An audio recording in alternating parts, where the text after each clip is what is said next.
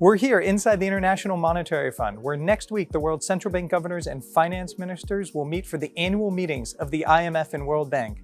Front and center of the ministers' minds will be something that's not on the official agenda, the US presidential election, which happens 2 weeks after the meetings. The ripple effects for the global economy and for these Bretton Woods institutions are significant. What is on the agenda? China's economy.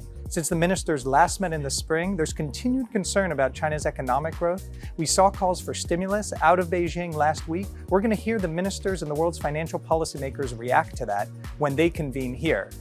What about the US? We heard from senior Treasury officials last week at the Atlantic Council. They want to see more resources for the IMF and World Bank going forward, and they want to help countries that are in debt distress around the world to avoid the worst-case scenarios.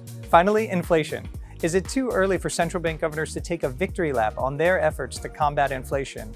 We'll hear from many of them next week, including European Central Bank President Christine Lagarde, as she joins us at the Atlantic Council to discuss the outlook for the euro area.